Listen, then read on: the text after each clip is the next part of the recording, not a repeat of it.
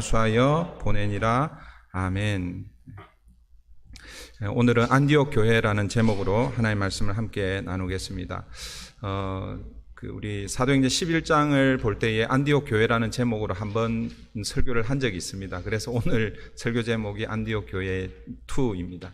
11장에서는 안디옥 교회가 어떻게 시작되었는지, 시작되는 과정에서 안디옥 교회의 특징을 우리가 함께 살펴보았고, 오늘 본문은 이제 하나님 앞에서 이방 선교의 전초 기지로 세움을 받는 그런 관점에서 안디옥 교회의 특징을 우리 함께 살펴보려고 합니다. 여러분, 사도행전은 학자들마다 사도행전 구조를 다양하게 이렇게 분석을 할 수 있을 것입니다. 가장 기본적인 것은 사도행전 1장 8절을 중심으로서 지역을 예루살렘, 유대, 사마리아 땅끝이라는 이런 그 지역적인 관점에서 사도행전을 이렇게 구조를 분석할 수가 있고, 또 심플하게 이제 그 복음의 중심축이 어디에서 어디로 이동되느냐의 관점에서 크게 두 부분으로 나눌 수 있습니다. 사도행전 1장부터 12장까지 그리고 13장부터 28장까지 이렇게 크게 두 부분으로 나눌 수 있는데, 우리가 그동안 살펴봤던 사도행전 1장부터 12장까지는 이제 예루살렘 교회와 사도들을 중심으로 해서 복음이 증거된 과정들을 소개하고 있다고 하면, 이제 13장에 들어오면서 이제 새로운 국면을 맞게 됩니다. 사도행전 2장 오순절 성령 강림 이후에 시작된 초대 교회, 예루살렘 교회라고 우리 보통 부릅니다. 그 예루살렘 교회를 중심으로 사도들이 중심적인 역할을 해왔습니다. 그 중에서도 사도 베드로가 두드러지게 대표적인 그런 역할들을 했죠. 요한이 함께 등장하기도 하고, 또 우리 12장에서는 야고보가 등장하기도 하는데, 야고보가 뭘 했다는 게 별로 없어요. 그냥 순교하고 있죠. 그래서 우리가 1장 2장부터 이렇게 쭉 살펴보면 사도들이 예루살렘 교회를 중심으로 해서 이 복음 증거의 핵심적인 역할을 했지만, 그러나 그 중요한 순간순간마다 베드로가 있었다라는 것을 우리가 알 수 있습니다. 사도행전 2장에 보면 성령 강림 이후에 그 사도들이 이제 그 마가 요한 다락방에 이제 더 이상 머물지 못하고 이제 나와서 그 성령의 감동으로 주시는 그 하나님의 말씀을 선포하잖아요. 그때 설교할 때에 베드로가 주도해서 설교를 했고, 3장 4장으로 넘어가면 3장에서 성전 미문에 앉아 구걸하는 안전뱅이를 베드로와 요한이 일으키지만, 그러나 중심 인물이 베드로이죠. 베드로가 뭐라고 대답합니까? 금과 은은 내게 없거니와 내게 있는 것으로 너에게 주노니 예수 그리스도의 이름으로 일어나 걸어라 라고 이렇게 말씀하셨죠. 그리고 5장에 가면 아나니아와 삽비라, 이 초대교회에 이제 여러 박해도 있고 어려움도 있었지만, 어떻게 보면 가장 내부적으로 심각한 그런 어려움에 닥칠 수 있었던 그 5장에 아나니아와 삽비라 사건이 등장합니다. 그때도 사도들이 그 문제를 해결하지만, 그러나 여러분들 5장을 이렇게 보시면 베드로가 주도가 되어서 네가 성령을 속이느냐, 이렇게 해서 그 문제를 이렇게 다루고 있죠. 사도들이 공에 잡혔을 때에도 베드로가 사도들을 대표해서 사람보다 하나님께 순종하는 것이 마땅하다라고 말하면서 담대하게 그 공회원들 앞에서 그렇게 말했던 사람도 베드로입니다. 8장에서 큰 박해 이후에 사도들 외에 성도들이 흩어집니다. 흩어지는데 대표적으로 빌립 집사를 소개하고 있죠. 이 빌립이 사마리아에 가서 복음을 전합니다. 그런데 그 사마리아 지역에 복음이 전해졌다는 그 소식이 예루살렘 교회에 들리고, 그리고 예루살렘 교회는 누구를 파송합니까? 보냅니까? 베드로와 요한을 보내죠. 그리고 베드로와 요한이 그곳에 가서 기도하니까 무엇이 임합니까? 성령이 임했어요. 그럼 이렇게 생각할 수 있겠죠. 아니, 빌립 집사가 기도하고 빌립 집사가 복음을 전하면 성령이 안 임하고 베드로 사도가 전하면 임하는, 이게 차별적인 좀 하나님이 차별하시지 않는가, 이렇게 생각할 수 있습니다. 저는 개인적으로 빌립 집사가 전해도 성령이 임할 것입니다. 그러나 지금 이 시대는 초기 기독교가 확장되고, 그리고 많은 문제가 일어날 수 있는 그런 상황 가운데 있기 때문에 하나님께서는 빌립 집사를 통해서 성령이 임할 수 있었지만, 그러나 사도들을 대표하는 베드로를 보내서 베드로가 사마리아 교회 성도들에게 기도할 때에 성령이 임하게 되니까 다른 사도들이 예루살렘 교회가 이렇게 어필을 할 수가 없는 것이죠. 뭐라고 할 수 없는 것입니다. 그러니까 그런 차원에서 어쩌면 하나님께서 베드로를 사용하셨고, 그리고 9장에 사울의 회심 사건 지나고 나서 그 9장 마지막 부분에 보면 사도 베드로가 루따 지역을 순회하고 요빠 지역을 순회할 때에 8년 동안 중풍병을 앓고 있던 아나니아를 고치고, 그리고 요빠에서는 다비다를 살려내는 그런 일들, 이 모든 것들이 뭐예요? 베드로를 중심으로 해서 일어나고 있고, 그리고 10장에 가면 결정적으로 이방인이었던 백부장 고넬료에게 가서 복음을 전하자. 거기에도 뭐예요? 성령이 임합니다. 그 성령이 임함을 어떻게 표현하고 있냐면 우리에게 임한 것과 같이라고 표현하고 있습니다. 여기서 우리에게 임한 것과 같다라는 그 표현은 사도행전 2장 오순절 이 마가요한 다락방에 임했던 그 성령과 동일하게, 비록 이방인 가정이었지만 그 가정에 복음이, 성령이 임했다라는 것을 그렇게 보여주고 있습니다. 여러분, 이방인을 지옥의 땔감 정도로 여겼던 유대인들, 그 유대인들조차도 하나님께서 이방인을 자신들과 동일하게 구원하셨다라는 그 사건을, 이 베드로를 통해서 이 고넬료 이 가정에 임하게 하는 이 사건을 보면서 베드로가 뭐라고 얘기했습니까? 내가 누구이기에 하나님의 일을 막아서겠느냐. 그래서 뭐예요? 예루살렘 교회가 잠잠해졌지 않습니까? 이것은 결국 뭐예요? 하나님께서 이방인에게도 복음을 전하고 그들이 하나님의 자녀가 될 수 있음을 공식적으로 인정해 주는 사건이 이 백부장 고넬료 집의 사건입니다. 뿐만 아니라 이것은 이제 공식적으로 이방 선교의 기초가 마련된 그런 사건이라고 할 수 있습니다. 그리고 나서 물론 이제 12장 우리가 지난주에 우리가 살펴보았지만 이제 13장으로 넘어옵니다. 이 13장부터는 이 이방의 이 복음이 전해지는 실제적인 그 선교의 기초가 놓여지고 나서 이제는 하나님께서 이방 선교를 위해서 예루살렘 교회가 아니라 안디옥 교회를 세우고 그 안디옥 교회에 바나바와 사울을 파송하는 장면이 오늘 본문입니다. 여러분, 우리가 지난주에 살펴보았던 사도행전 12장 17절, 여러분 17절을 한번 보실까요?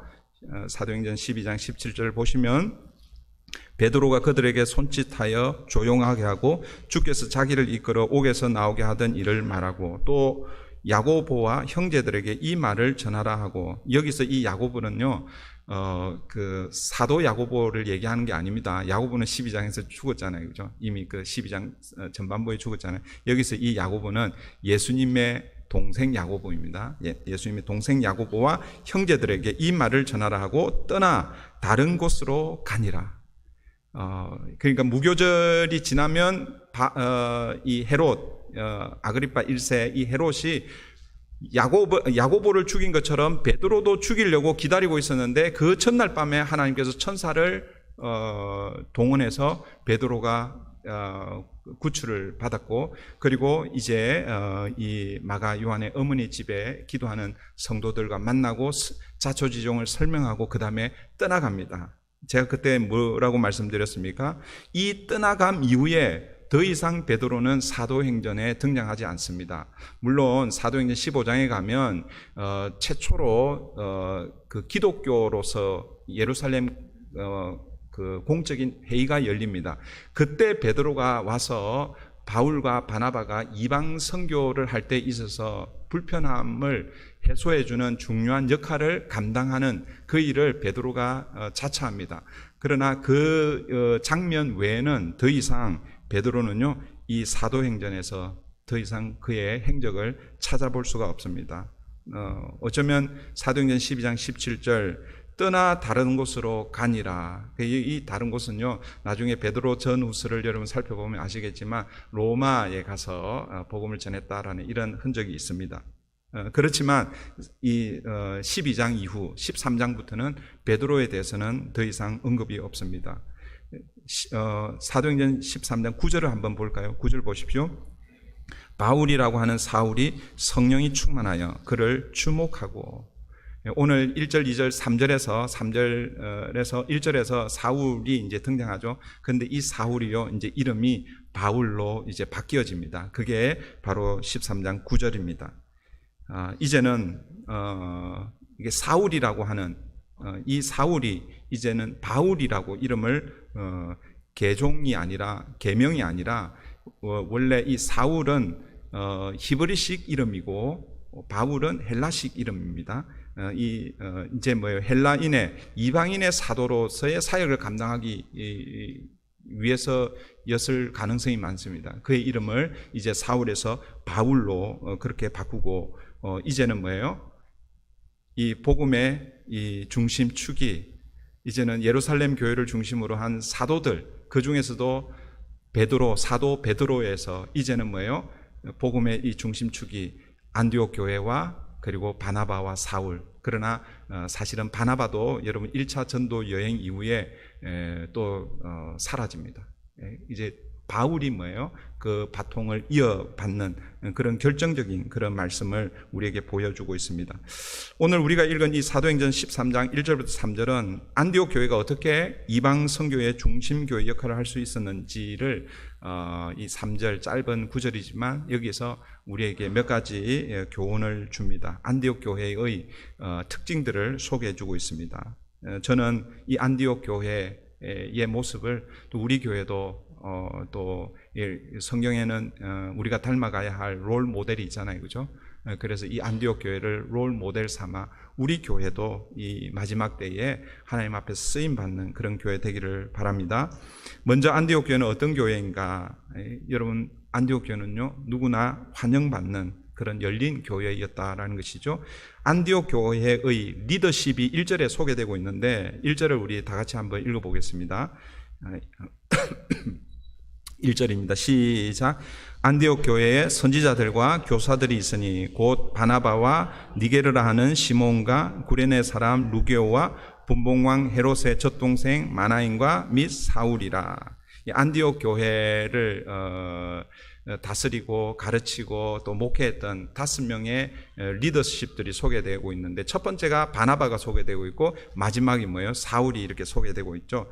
그런데 이들을 이렇게 찬찬히 이렇게 보면 출신, 신분 이게 다 다르다라는 것이죠. 앞에서 이 바나바는요, 사도행전 4장에서 바나바가 어디 출신인지 소개되고 있고, 그리고 이 사울은 우리가 너무나 잘 알잖아요, 그죠? 사울은 어느 출신입니까? 베냐민 지파의 출신이고, 율법으로는 흠이 없기로 율법에 능통한 자고, 그리고 바리새파 중에 바리새파가 바로 이 사울입니다.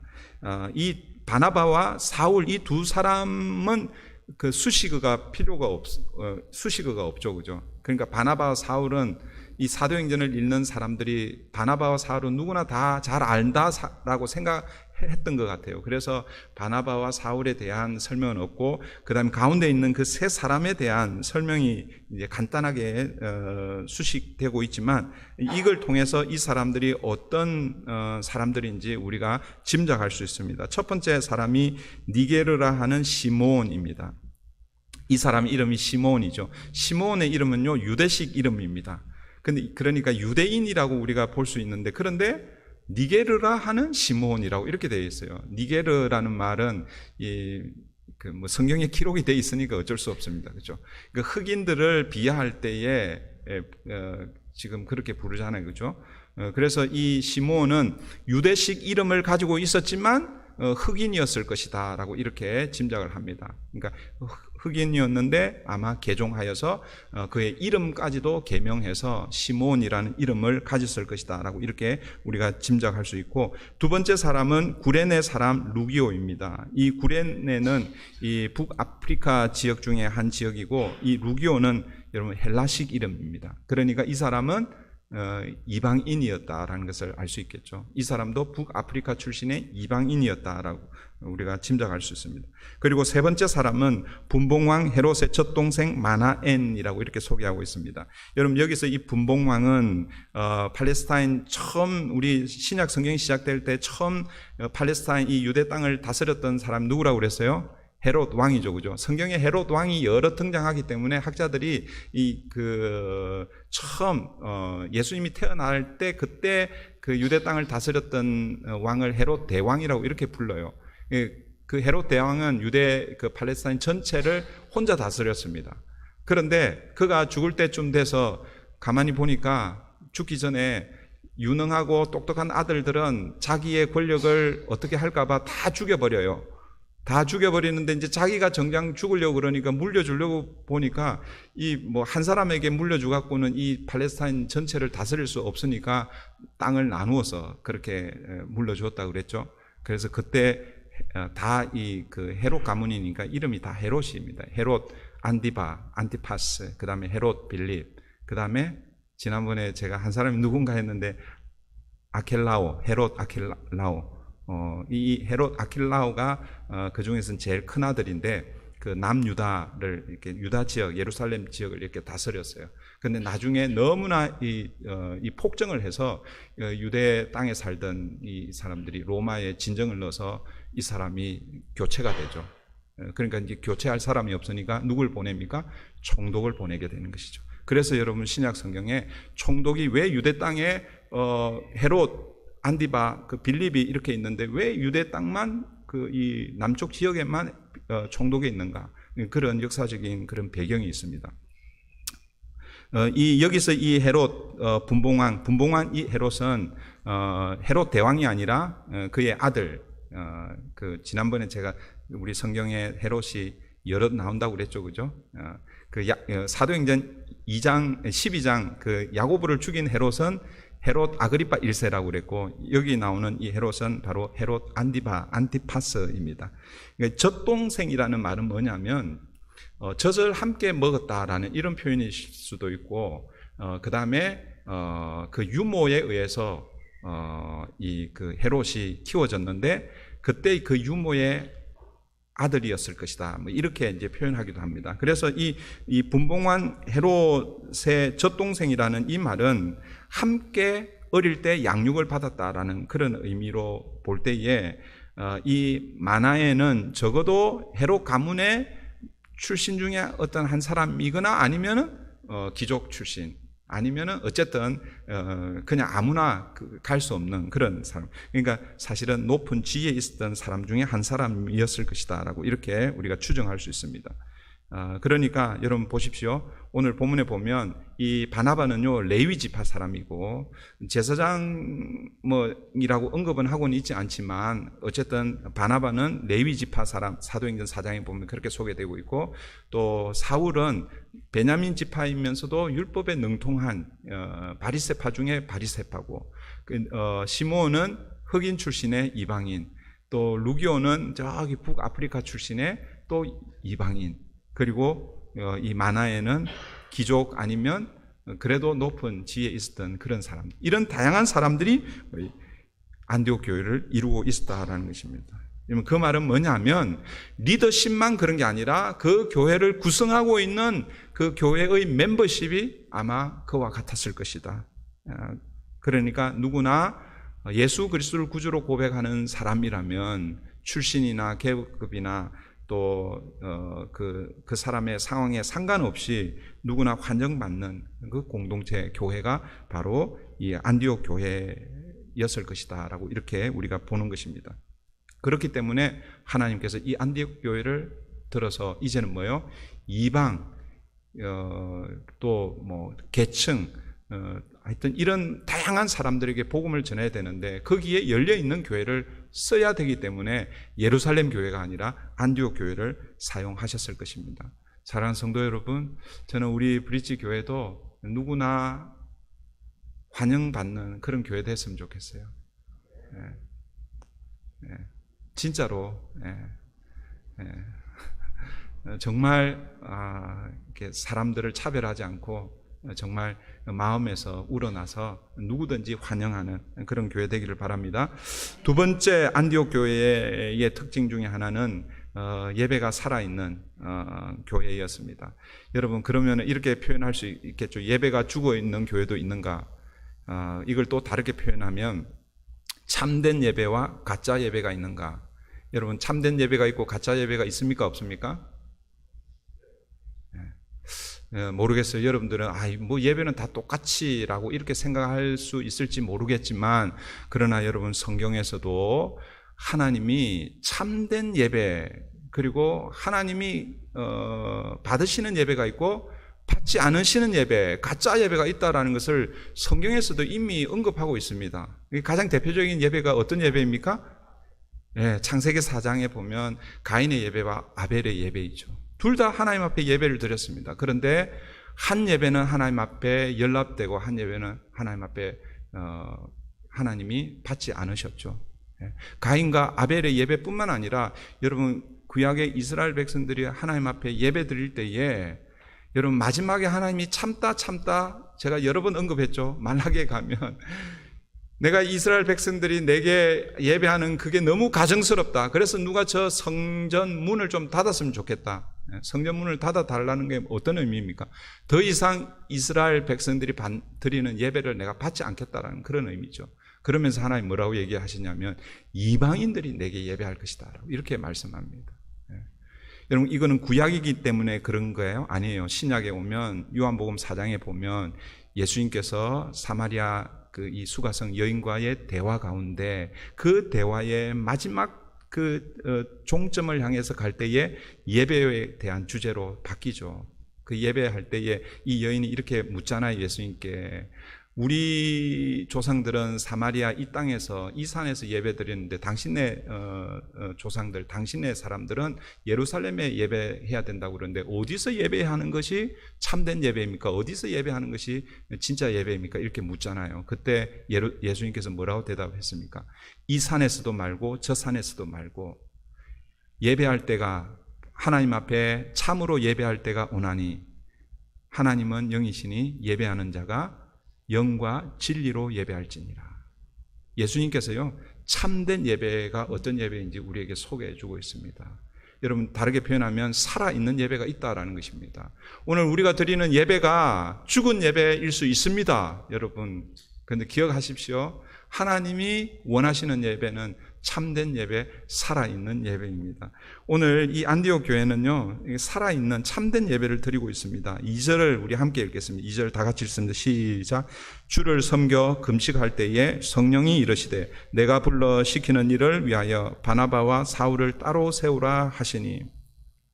여기서 주를 섬겨라는 이 말이 있는데, 이 섬기다라는 이 말이 우리는 보통 이제 봉사, 서비스라고 이렇게 생각하는데, 원어적인 말은 이게 뭐예요? 예배한다라는 거예요. 그래서 우리 이 영어로도 worship service라고 그러잖아요, 그죠?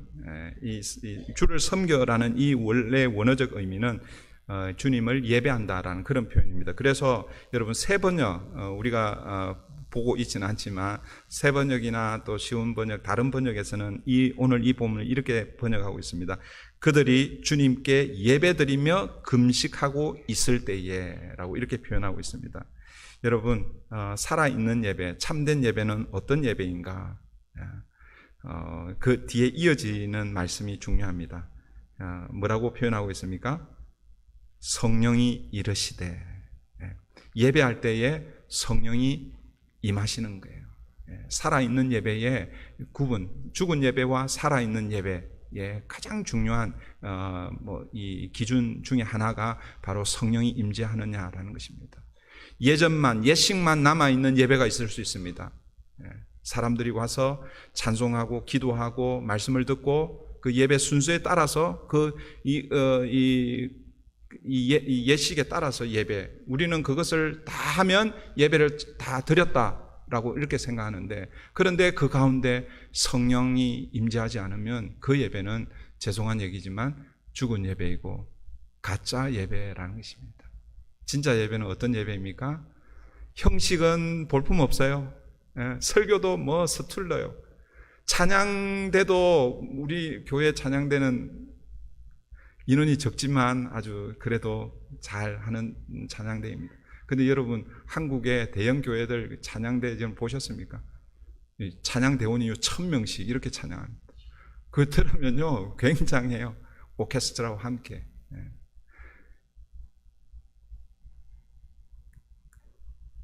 설교하는 목사도 또 예배 순서나 이런 것들이 이렇게 부드럽게 이렇게 잘 진행이 안 돼도 거기에 성령 하나님께서 운행하시고 함께 하시면 그게 뭐예요? 진짜 예배라는 것이죠. 참된 예배, 살아있는 예배라는 것입니다. 안디옥 교회는 주님을 예배하며 금식할 때에 성령이 임재하여서 그 교회의 리더십들에게 말씀하고 있습니다. 뭐라고 말씀하고 있습니까? 내가 불러 시키는 일을 위하여 바나바와 사울을 따로 세우라. 이게 말씀이 들려지는 교회, 이게 참된 예배가 있는 교회입니다. 저는 우리 예배가 이제 팬데믹 이후에 주중 예배를 사실은 다 없애버렸어요. 새벽 예배를 놓고 주중 예배를 다 없앴다고 그러니까 뭐 주중에 예배를 많이 드렸다 생각할 수 있는데 한 번이죠, 그죠? 금요일 날 드리던 걸 수요일 날로 드리는데 수요일 날 제가 너무 힘들더라고요. 아무도 없이 그냥 허공에다 대고 이렇게. 물론 여러분들은 집에서 유튜브로 이렇게 한다고 하지만 처음에는 많이 들어오시는데 이제 시간이 지나니까 뭐 10명도 채 안 들어와요. 그래서 이거는 형식적인 거다. 그래서 수요일 날은 저녁에 수요 예배 대신에 훈련을 하자. 그렇게 해서 제자 훈련을 시작했고, 그리고 또 목요일 날 오전에도 지금 금요일이죠. 목요일 하던 걸 금요일로 옮겨서 지금 하고 있는데, 주중에는 훈련을 하고 하루의 첫 시간 새벽 예배에 말씀을 듣는 시간, 그래서 새벽 예배를 좀 강화하고, 그리고 한 주간의 첫날, 여러분 일요일은요 한 주간의 마지막 날이 아닙니다, 여러분. 여러분 캘린더 집에 가가지고 캘린더를 묵상해 보십시오. 캘린더를 이렇게 탁 앉아서 캘린더를 이렇게 보면서 묵상을 해 보십시오. 구글 제가 캘린더 지금은 어떤지 모르겠지만 제가 어느 날 깜짝 놀랐어요. 구글 캘린더 이 구글에 이제 보니까 일요일이 제일 마지막에 있더라고요. 그래서 이 나쁘네 이 구글. 근데 제가 그렇게 이제 이 일요일을 한 주간에 제일 마지막에 이렇게 두고 있는 거예요. 근데 여러분 일요일은요 한 주간의 시작입니다. 시작. 여러분 일주일 동안 열심히 살고 이제 일요일 날 마지막이 이게 아니에요. 한 주간을 시작하는 그 첫날 하나님 앞에 예배를 통해서 하나님의 은혜를 공급받고 그 주님의 힘으로 그 다음 날부터 여러분 한 주간을 살아가는 것. 이것이 우리 그리스도인들이 캘린더를 보면서 묵상해야 할 내용입니다. 그래서 일요일이 제일 앞에 있네. 이 날이 뭐예요? 하나님 앞에 예배하는 날. 예배를 통해서 하나님의 은혜를 받고 말씀을 듣고 공급을 받는 날입니다. 여러분 주일날 주님 앞에 나올 때, 예배로 나올 때 어떤 마음으로 오십니까? 설레는 마음이 있습니까? 오늘 목사를 통해서 어떤 말씀을 하나님 내게 주실 것입니까? 그런 기대를 가지고 여러분 오십니까? 여러분 그렇게 오지 않으면 그럼에도 불구하고 이 은혜의 자리이기 때문에 하나님 은혜를 주시겠지만 이제 생각을 좀 바꾸시면 좋을 것 같아요. 제발 여러분 주일날 나올 때에 피곤한 몸 이끌고 오지 마시고 기쁨과 감사로 한 주간 내가 주님 앞에서 살아가야 할 말씀을 듣는 시간인데, 주님 앞에 예배를 통해서 은혜를 받아야 하는데, 이 시간을 놓치면 나는 한 주간 사실은 어떻게 보면요 공치는 거예요. 어떻게 보면. 그래서 이 시간을 놓치지 않는 그런 마음을 가지고 주님 앞에 나오시기를 바랍니다. 그래서 이 예배의 자리에서 하나님의 이 성령이 이르시되 하는 것처럼 하나님의 말씀이 여러분 귀에 들리기를 바랍니다. 그래서 우리가 그 말씀을 듣고 개인적으로 혹은 또 교회적으로 하나님의 뜻을 이루어드리는 그런 교회 되기를 바랍니다. 세 번째, 안디옥 교회는 희생할 줄 아는 교회였습니다. 우리 3절을 함께 읽겠습니다. 다 같이 시작. 이에 금식하며 기도하고 두 사람에게 안수하여 보내니라. 여러분 안디옥 교회에 있어서의 이 바울과 바나바와 바울은요 사실은 매우 소중한 그런 목회자, 그리고 오늘 그 1절에 보면은 선지자들과 교사의 역할을 했던 사람이 바나바와 바울이죠. 이름 없는 몇 성도들이 안디옥 지역에 가서 복음을 전했는데 교회가 생겨났습니다. 그냥 교회가 아니라 교회가 계속해서 부흥하니까 예루살렘 교회에서 누구를 파송했어요? 바나바를 파송했잖아요. 그 바나바가 가서 보니까 이건 자기 혼자 감당할 수가 없으니까 어떻게 합니까? 다소에서 있는 그 사울을 수소문해가지고 사울을 데려와서 1년 동안 목회를 하니까 뭐 기하급수적인지는 모르지만 교회가 뭐예요? 계속해서 부흥하는 거예요. 그때 비로소 11장 여러분 보시면 그때 비로소 제자들이 그리스도인이라는 이름으로 불리어지게 되었다라고 이렇게 표현하고 있습니다. 여러분 그런 차원에서 볼 때에 바나바와 바울은요 사실은 안디옥 교회 보배와 같은 그런 리더들이죠. 너무나 소중한 사람들입니다. 그런데 성령님께서 교회에 뭐라고 말씀하십니까? 그들을 내놓으라라는 것입니다. 그들을 이방 선교를 위해서 파송하라라는 것입니다. 오늘 우리로 얘기하면 담임 목사 그리고 부목사 중에 가장 유능한 부목사 그러니까 담임 목사하고 부목사를 딱 세워서 저기 아프리카 혹은 저기 무슬림 지역 선교사로 파송하라라고 이렇게 지금 안디옥 교회에 그렇게 지금 말씀하고 있다라는 것입니다. 쉬운 일이겠습니까? 쉽지 않죠. 그래서 이 교회는요 3절 다시 보시면 이에 금식하고 기도하고 이 2절에서도 금식한다는 말이 있죠. 그 2절에서는 어떻게 보면 리더십이 금식했을 수 있고 그 다음에 3절에서는요 이제 교회 전체가 지금 금식하고 있는 거예요. 이 성령의 음성을 들었는데 이걸 어떻게 해야 되나 그걸 두고 고민하는 것이죠. 고민했다고 표현해서 죄송합니다. 기도하는 것이죠. 기도하니까 그 기도의 결과가 무엇입니까? 이 사람들이 두 사람에게 안수하여 보냅니다. 3절 다시 보시면 이에 금식하며 기도하고 있을 때에 성령이 다시 말씀하여 이렇게 말씀하고 있지 않잖아요. 그죠? 왜냐하면 이미 성령의 음성을 들었거든요. 그래서 그 성령의 음성 앞에서 금식하고 기도할 때에 이 사람들이요 자기의 뜻을 내려놓고 성령의 뜻에 순종하여 이 두 사람을 안수하여 보내고 있습니다. 사랑하는 성도 여러분, 전도와 선교를 하려면 희생이 따릅니다. 물질이 희생되어야 하죠. 그리고 오늘 본문에서도 선교사님 보내놓고 우리가 뭐요? 선교사님들 위해서 기도하는 이 시간의 희생이 필요합니다. 그러나 가장 큰 희생은 사람을 희생하는 것입니다. 사람을 희생한다고 해서 사람을 죽이라는 게 아니라 우리가 가장 소중하게 여기는 그 사람을 선교에 하나님 앞에 드릴 수 있는 안디옥 교회는 이 바나바와 사울을 그렇게 선교사로 보내고 있습니다. 바나바와 사울은요 안디옥 교회에서 아까 제가 말씀드린 대로 가장 뛰어나고 훌륭하고 가장 소중한 보배로운 그런 지도자였습니다. 그런데 안디옥 교회 성도들은 그 이 두 사람을 자기 교회에 얼마나 오래 이렇게 모시면서 목회하도록 그렇게 하고 싶었겠습니까? 그런데 그들은 그 지도자들을 선교에 기꺼이 내놓고 있습니다. 여러분, 하나님이 우리를 구원하기 위해서 가장 좋은 것을 우리에게 내어주셨다라는 것 여러분 기억하시나요?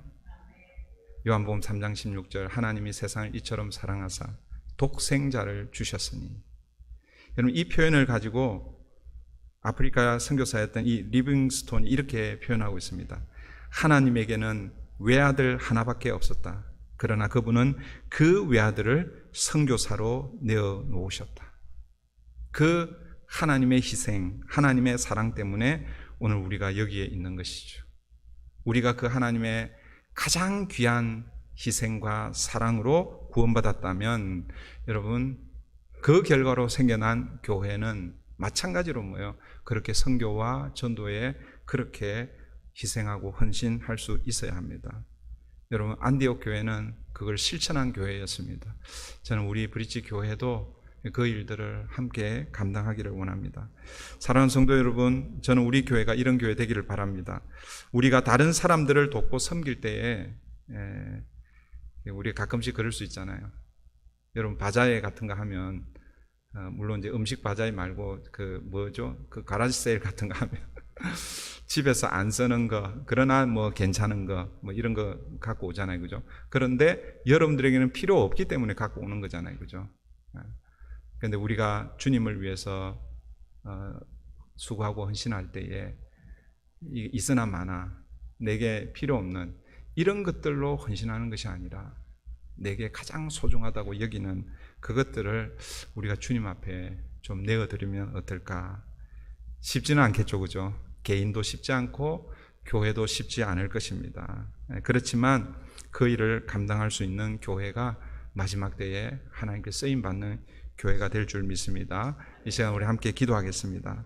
하나님, 이제 사도행전 12장이 끝나고 13장, 그냥 12장에서 13장으로 넘어가지만 이제 복음의 그 하나님의 그 복음의 역사, 그 복음의 축이 이제는 예루살렘의 중심이었던 사도들이 중심이었던 그 바통이 이제는 안디옥 교회와 바울과 바나바, 결국에는 바울에게 넘겨지는 중요한 그런 기로점에 서 있는 말씀을 우리가 함께 묵상했습니다. 안디옥 교회가 그렇게 하나님 앞에 쓰임받을 수 있었던 이유는 누구나 환영받는 열린 교회였기에, 또 성령이 임재하는 살아있는 예배를 드리는 교회였기에, 그리고 가장 귀한 것을 하나님께 희생할 줄 아는 교회였기에 그 교회가 하나님 앞에 사용된 줄 믿습니다. 우리 브릿지 교회가 이런 교회 되기를 소원합니다.